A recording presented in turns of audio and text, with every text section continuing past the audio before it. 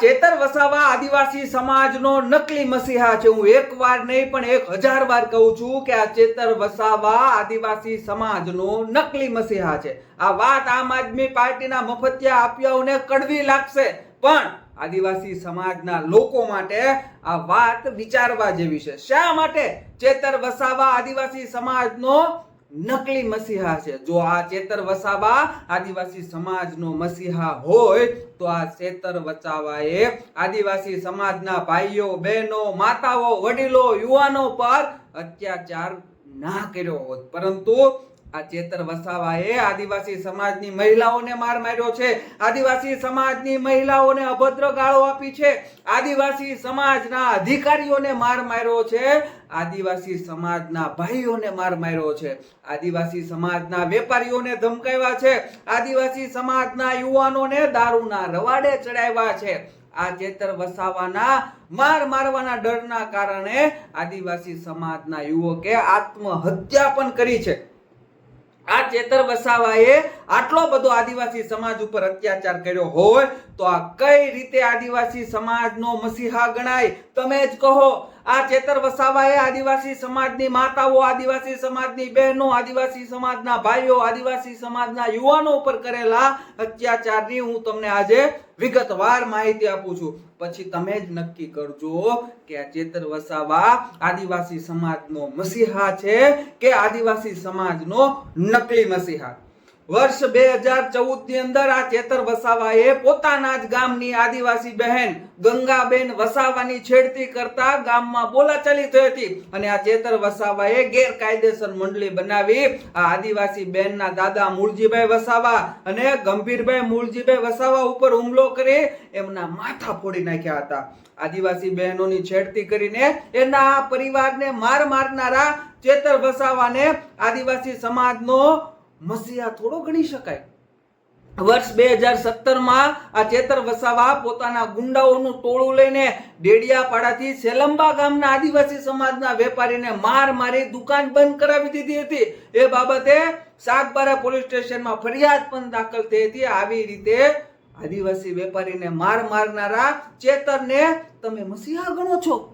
વર્ષ 2018 માં મિતેશભાઈ કેશાભાઈ કનોજિયા આ ફોરેસ્ટ કર્મચારીએ જંગલના લીલાવાસ કાપતા પકડી પાડતા આ ચેતર વસાવા અને એના લોકોએ આ મિતેશભાઈને રસ્તામાં રોકીને મારેલો। ત્યારબાદ ક્વાર્ટર ઉપર જઈને પણ ચેતર વસાવાએ આ ફોરેસ્ટના કર્મચારીને બેફામ ગાળો બોલી હતી અને ધમકીઓ આપી હતી, એનો પણ ગુનો દાખલ થયો હતો।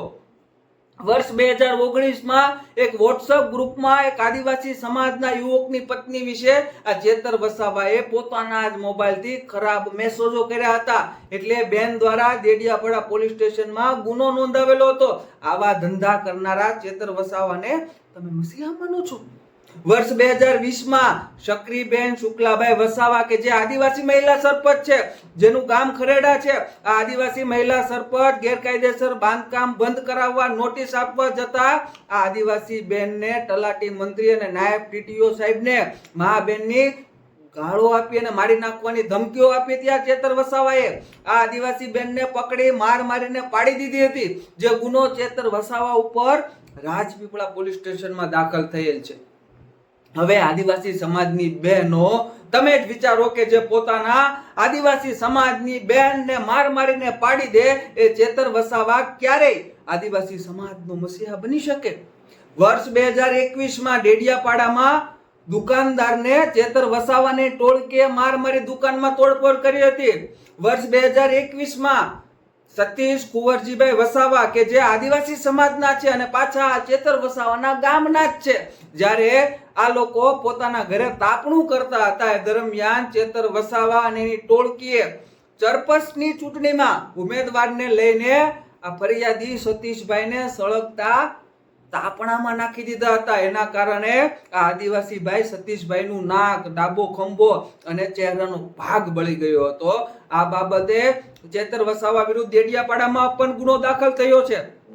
બોલો લ્યો, આ ચેતર વસાવા પોતાના જ ગામના, પોતાના જ આદિવાસી સમાજના લોકોને સળગતા તાપણામાં ધક્કો મારી દેતો હોય એ આદિવાસી સમાજનો મસીહા બની શકે? આ વાત વિચારવા જેવી છે। વર્ષ 2022માં શંકરભાઈ સોનાજીભાઈ વસાવા કે જે આદિવાસી સમાજના છે, જેને ચેતર વસાવાએ મારવાની ધમકી આપતા યુવકે ઝેરી દવા જાહેરમાં પી જતા આદિવાસી યુવાનનું મૃત્યુ થયું હતું, એનો ગુનો પણ ચેતર વસાવા વિરુદ્ધ નોંધાયેલો છે.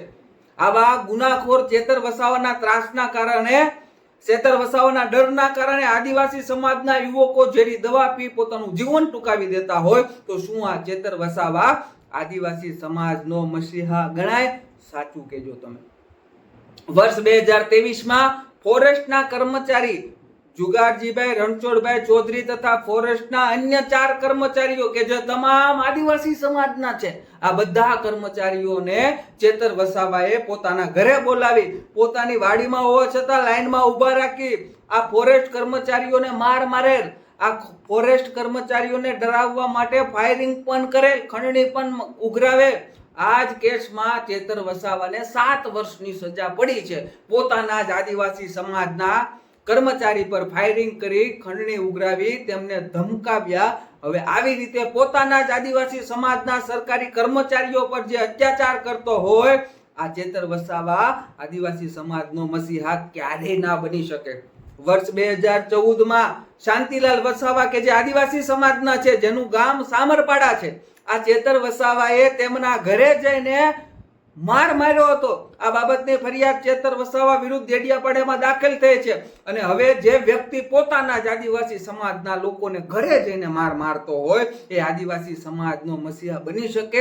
તમે જ જણાવો. હવે વર્ષ 2025માં એટીવીટીની મીટિંગમાં ચેતર વસાવાએ મહિલા આદિવાસી પ્રમુખ ચંપાબેન વસાવાને મા બેન સામે ખરાબ ગાળો આપી હતી અને આદિવાસી સમાજના એક યુવાનને જાનથી મારી નાખવાની કોશિશ પણ કરી હતી, જેનો ગુનો ચેતર વસાવા ઉપર ડેડિયાપાડા પોલીસ સ્ટેશનમાં દાખલ થયો હતો.